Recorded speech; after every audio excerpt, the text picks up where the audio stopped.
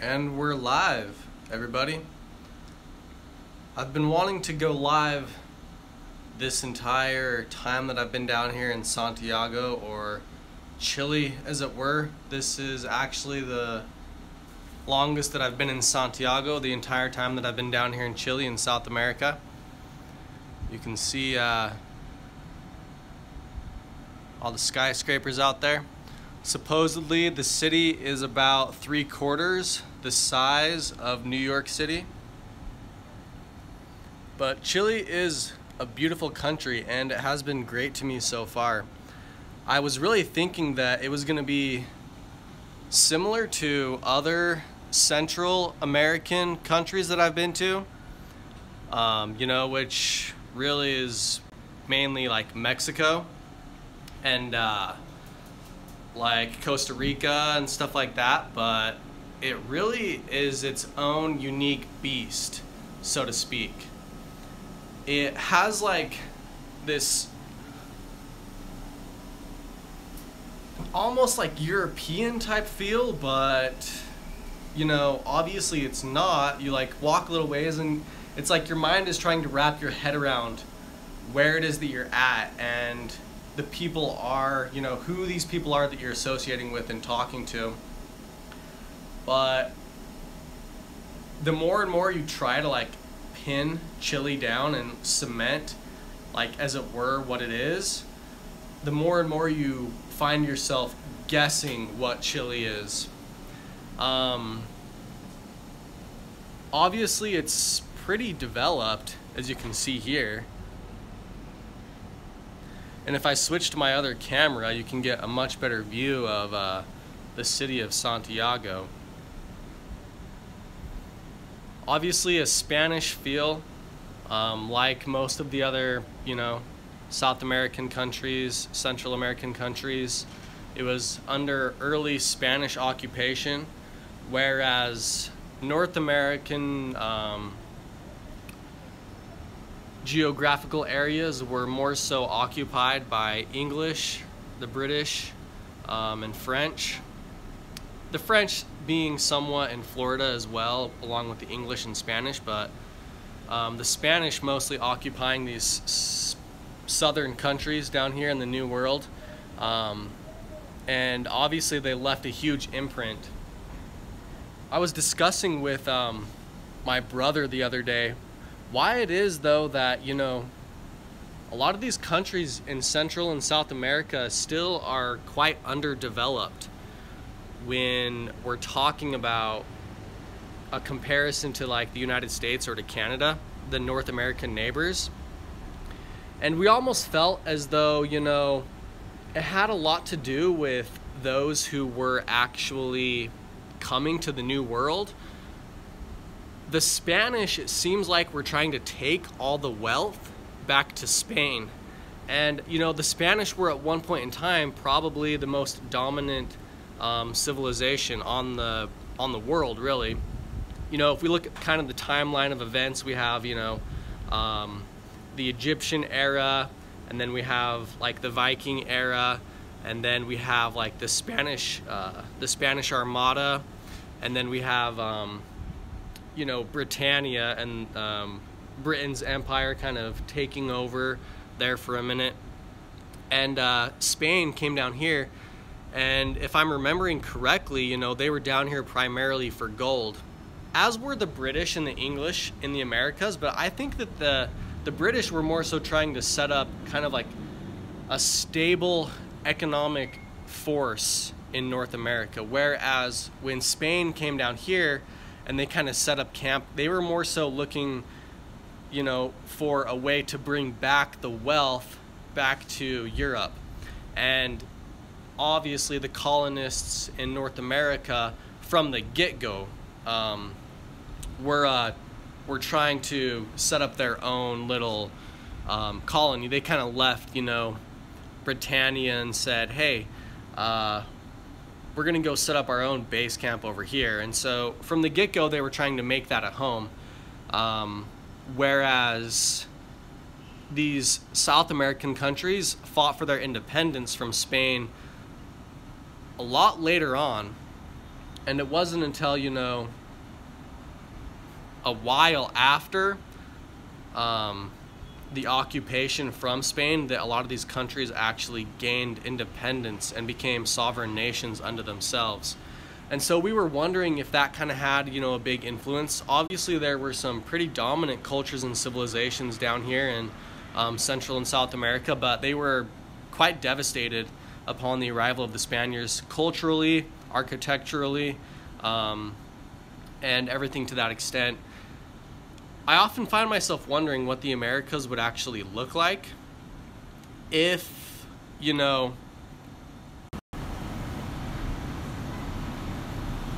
they weren't ever influenced the way that they were by European civilizations. What would the Americas look like if, let's say, all the way from North America to South America, the people were able to repel the European invasion and were able to advance technologically through peaceful trading between the European nations and advance economically, the social hierarchy, the social structure of the people, and other things to that extent. It's, kind of like a little bit of like a fantasy novel to try and imagine what they would be like.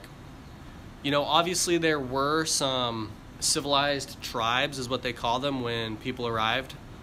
And it's quite fascinating. If you look at a lot of the ancient, or it's not necessarily really ancient, but historical documents in relation to those talking about the discovery of the Americas and the people in the Americas, it's quite like played down as to the advanced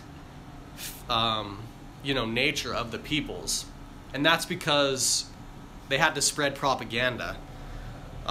If people back in the European nations had discovered that there was, advanced peoples, and in some cases, people not too far off both looks and ideologies from the Europeans who were coming in and exploring the New World, that the supporters and investors back in the European nation, or the continent of, Europea, wouldn't have necessarily continued funding these programs of, kind of invasion and devastation. So there was a lot of propaganda at this time, savages barely even human type thing. But, in the North American continent, you had the 5 civilized tribes, which obviously had like architectural advancement. There's a few like similar things to Stonehenge that you could actually find around the continent. And then obviously in Central America and in South America, we have, the Maya, and in Peru we have the kind of the opposing force down there as well, with Machu Picchu and Chichen Itza in Central America. And I guess the Mandan tribe in North America were fairly, fair-skinned due to the fact that a lot of their life and generationally was being lived in, covered dwellings similar to housing that you would find in Europe. And a lot of these projects to kind of take this land and, send over armed forces and stuff like that, and a lot of the early, American, we're just kind of derailing ourselves really quickly here from even the European nations kind of taking over. As soon as the colonists from Britannia gained a foothold on the Americas, then early American government politics used this propaganda technique as well to downplay the advancement of both, the ideologies, the philosophies, and the technological feats of the people. And they were kind of wiped out. Like we have the Mandan tribe, which I was getting to, where they were described as looking pretty much European because generationally their peoples lived in advanced dwellings. And what ends up occurring is the people gain pretty fair skin, And you can see that down here in Chile too. It's like you're walking and it's like somebody, they're whiter than I am, but they're definitely Spanish. And a lot of that stuff was downplayed because if word was to get out, then a lot of the funding for these programs would be cut. I'm gonna hop back to the skyline view here for a minute.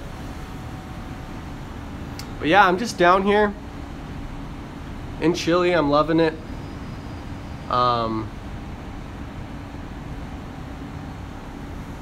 The food isn't as spicy at all as, like, let's say in like Mexico or something like that, is what I found out.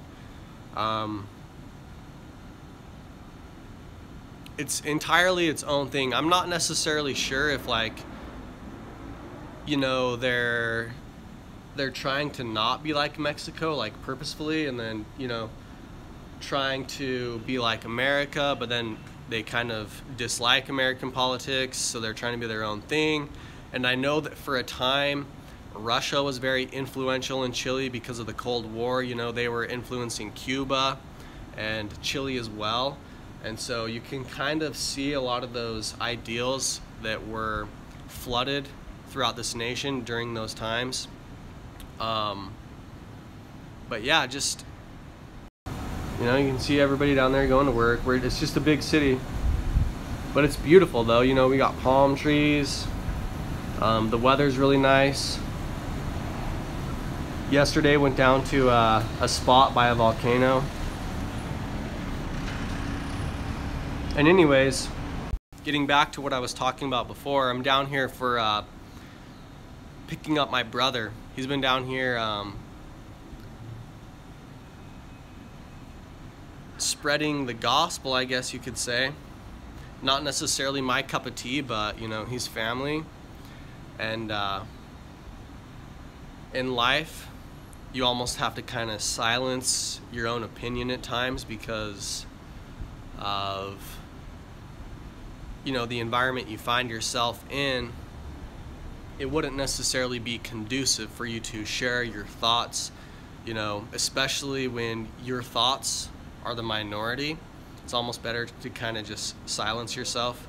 I mean, I'm a religious person in the sense that when you read the Bible and stuff like that, I'm just like, these people are just storytellers. They're making like philosophy fun in a certain way. You know, you hear about somebody saying, you know, we're shaped from clay, or we come from the earth, you know, and from dust we came, to dust we go, and stuff like that.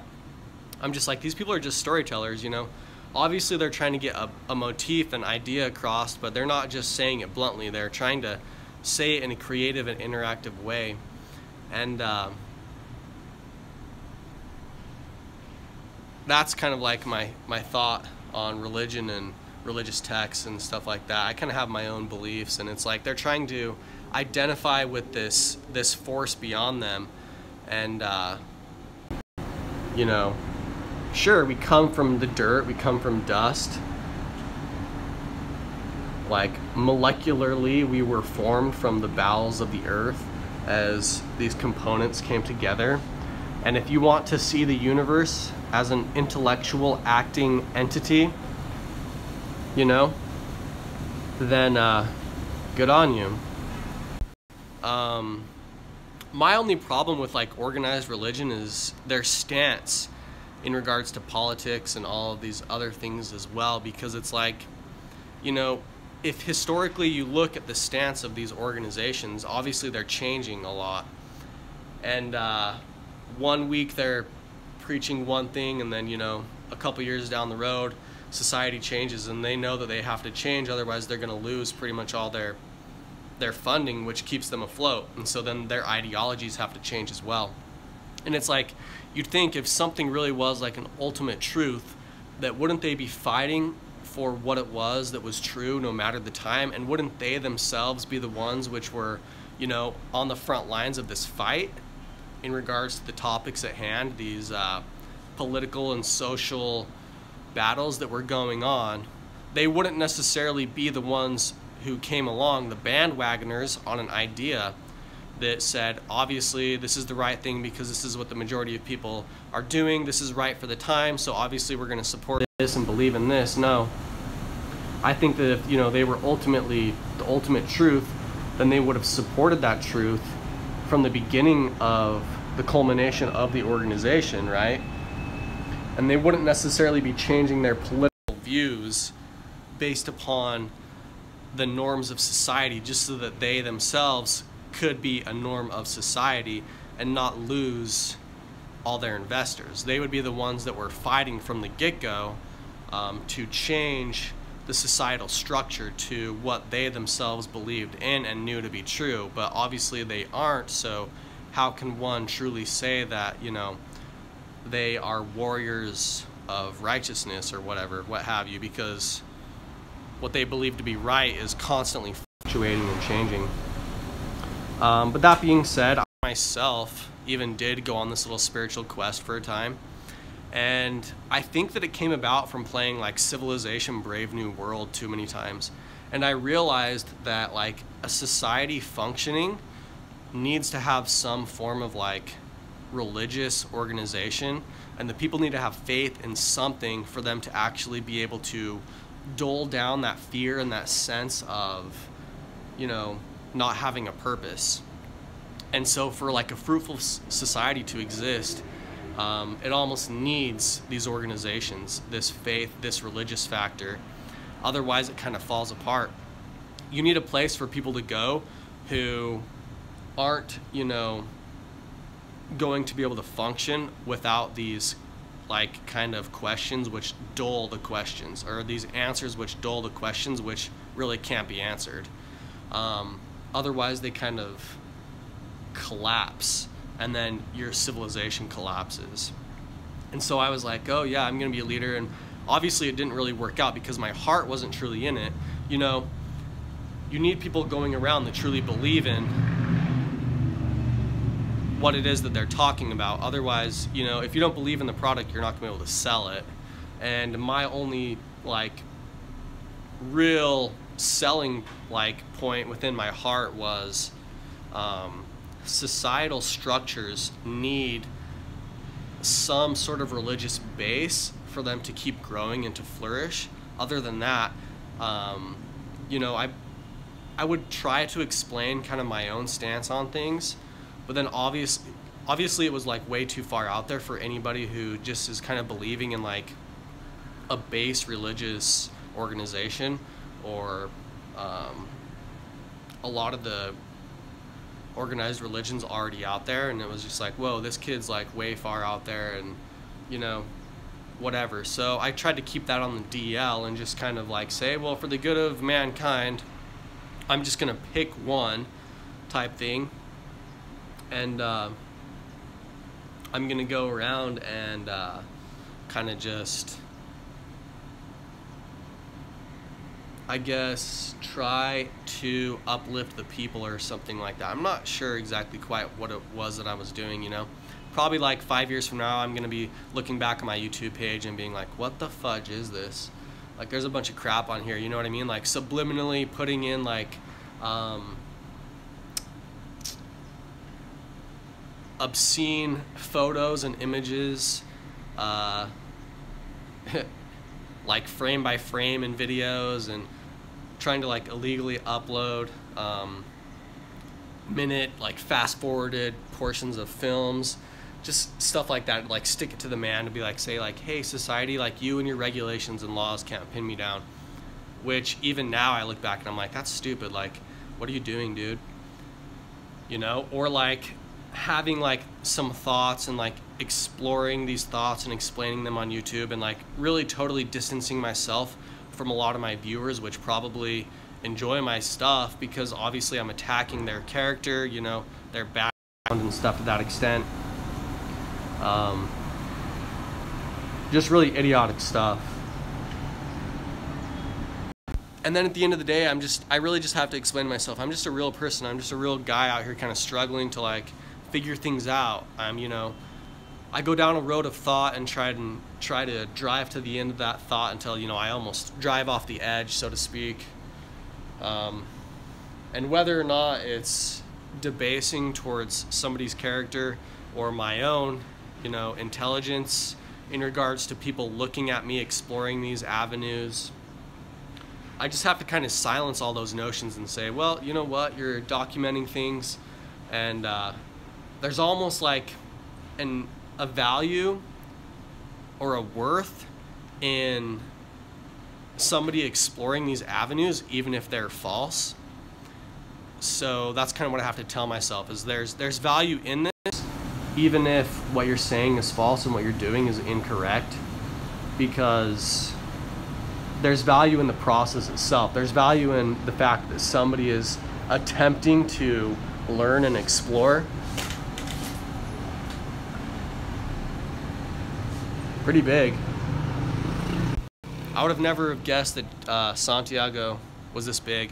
It's like hard for me to imagine, that, whoa, there's a lot of people living down here, It's like we're so bombarded today, especially in America, with the political scene going on, that, the really big players in the game are the ones that you kind of hear about all the time. And it's kind of hard to imagine. It's like, oh yeah, there are people that live in other places and regions, and it's just like they're kind of the ones that just are living life and doing their thing, you know what I mean? And it's like, why be involved in that mess? And you got to respect them for that. But yeah, I got down here and I was like, well, there's a lot of people down here. Like, this is a big happening place, and I feel kind of stupid for thinking that. Obviously, in my teaching and everything like that, I know that there's big industry and people and whatever else. But at the same point in time, it's like I almost dull all that down and forget that there's other people. It's like that thing that psychologists, developmental psychologists describe, where there's a point in time where a child thinks that the world revolves around them, and it's like when they're explaining things, they either say that it's one of two things. Literally, they have no conception of the other consciousness of individuals actually existing. So when they explain things, they explain it all from their point of view. And, if you change their actual location or try and describe it from another person's location, they describe it from their own perspective still. Or their vocabulary is unable to describe something from another's perspective, so they actually are incapable of expressing this thought, even though internally they may be consciously aware of it. Those are kind of the two prominent theories that are out there. So yeah, just down here in Chile, like I said before, picking up my brother who's been down here for 2 years, doing what he believes in. And like I said, at some points in time, when you're the minority in regards to thinking, you kind of have to keep yourself quiet and just kind of go along with what's going on. Otherwise, if there's any hope for your thinking to become a prominent thought in regards to the thoughts of society, you kind of have to ease your way in and make your thought established and really, make sure that all your ideologies check out and that you're not like contradicting yourself anywhere and you're not making a fool of yourself to everybody, And it's like a tough give and go thing, because if you want to become like an established like way of thought, then it's almost like you have to have no tolerance. I was thinking earlier today, and this is like a weird thought, but this is like thoughts I have, when I'm older, and let's say that I myself am a well-established individual, and within my household, I literally establish a belief system. Let's say I have a family and whatnot, and I have, I put up my own, I set up my own boundary of belief system within my established place, my homestead. Let's say that my brothers and their family, or my parents and stuff like that, come over to visit. What happens when we sit down for a meal?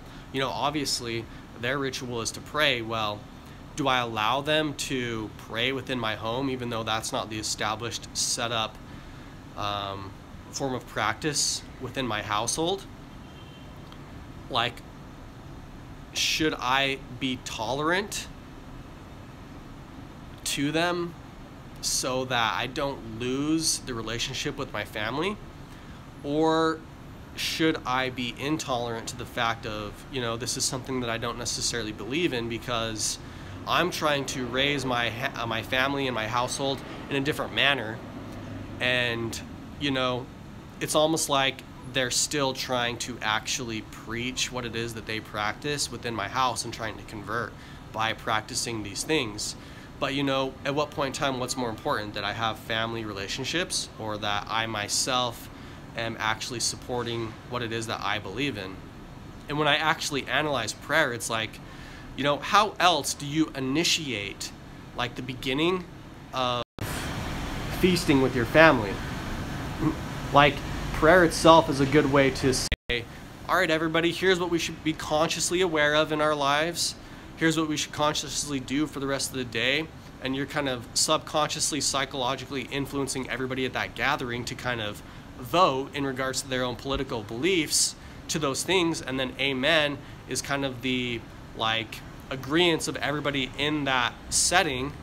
And then everybody kind of subconsciously incorporates all those ideals into the rest of their day. And then, upon saying amen, it's like signifying everybody's here, we're all agreeing on the same thing. Now let's partake in the food. And it's like, I was thinking, how could I incorporate all those like realistic values within a setting if I myself am going to have these like family values? I could say, like, I could just be real practical and say nobody starts eating until everybody's at the table sitting down, or something to that extent, right? Because then we're still gaining the benefits of something that prayer has, and that's kind of like a real formal and ritualistic way to begin something where everybody who is meant to be included is included. It's kind of like, where does the signification of the beginning point of the meal actually become represented? And I was thinking, I was like, well, I could just do it, like, I guess as soon as everybody sat down is the point in time in which we begin eating. And then obviously the person that's making the food, or everybody that was participating in making the food, will be seated, and that is signifying that, all right, we start eating, you know what I mean? But it's kind of like weird. It's like growing up with that whole thing my whole life. It's like trying to analyze the actual benefits of something, but not looking at it so much in the way in which everybody who participates in it today looks at it, kind of like looking at it in a practical way. Obviously, prayer influences people psychologically. It influences their actions. If we're talking about political topics going on, if we're talking about, what we should do in our lives and things to that extent, then it influences our behaviors, and then also signifies the beginning and the ending of an action. So it's like, how can I actually incorporate all of those benefits of something without actually doing that thing, and finding a new way which doesn't hold all of those things that I don't necessarily agree with, but still allows me to partake in obviously all of these, things which are beneficial to that actual action itself. So those are just some of the things that, kind of run through my mind when I have the time to be contemplating nonsense. That's the type of nonsense which I am in contemplation of. And I keep just switching to the skyline here every once in a while, just to kind of switch it up.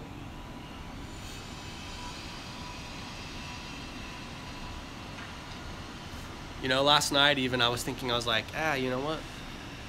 I feel like I should just delete a bunch of my YouTube videos. But then it's like, because it's like, if I want to become somebody really prominent later on in, my life and something to that extent, then it's like, I got to get rid of a lot of the junk, which obviously, even now I look back on it and it's like, not necessarily what it is that I believe in or whatever, or I think should be appropriate in a public setting. I kind of do believe in a little bit of separation between, what's appropriate in public and private, and, obviously a filter and like a barrier. It's like in organic chemistry, there's a certain type of molecule that you use in reactions to create a buffer zone between your reactions so that it doesn't go too far, you know? And I really believe a lot within that buffer zone within our own mind, where you know, you're in conscious awareness of filtering out your thoughts and your actions in regards to the setting that you're in, so that you're not totally acting like instinctively. I guess it's just called a buffer. I believe that's what it's called chemically as well.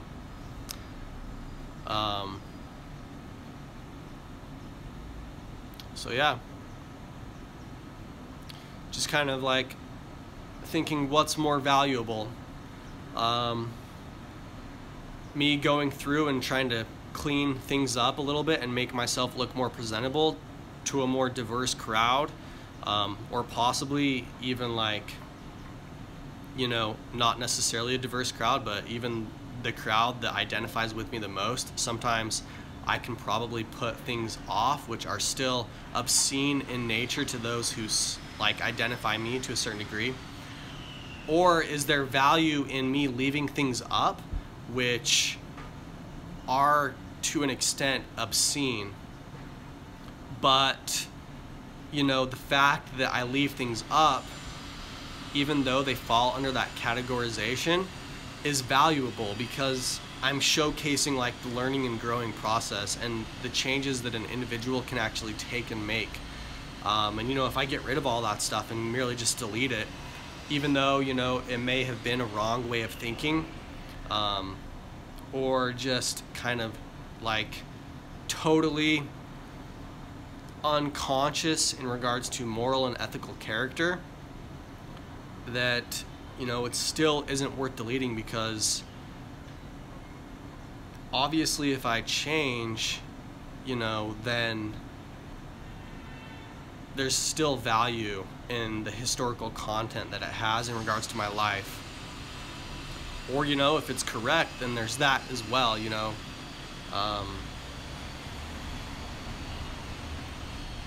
So, you know, speaking about diversity,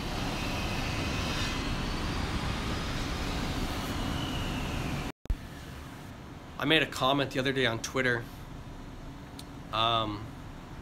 where somebody was talking about diversity. I'm going to end this little live stream on this note.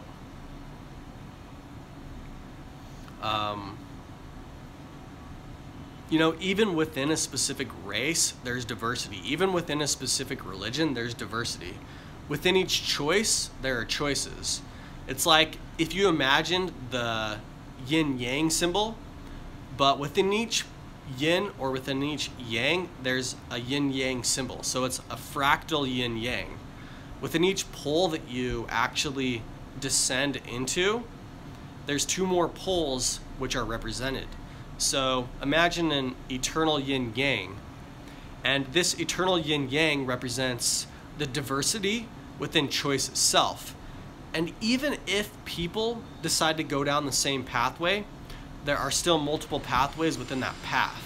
You know, it's like going to an organization, a business, a religion, or looking at statistically a specific ethnicity.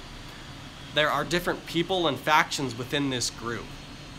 And you know, I just like to cite that, especially in regards to this video, me being down here kind of supporting my brother kind of in his endeavors and stuff to that extent, because, you know, a lot of times we look at peoples and we just classify them based upon our statistical analysis of the norm or the general vague idea we have of a person's or people's. However, the thing that you always have to recognize and realize that that statistical norm actually isn't a person. That's a conglomeration of everybody within that group. But if we actually look at people as individuals, we're going to see that there's diversity even within the group itself. And in doing so, you know, we're not so bigoted in our views. And we're allowing there to be much more than, you know, simply statistically looking at something based upon our observation of the group and categorization of the group as a whole.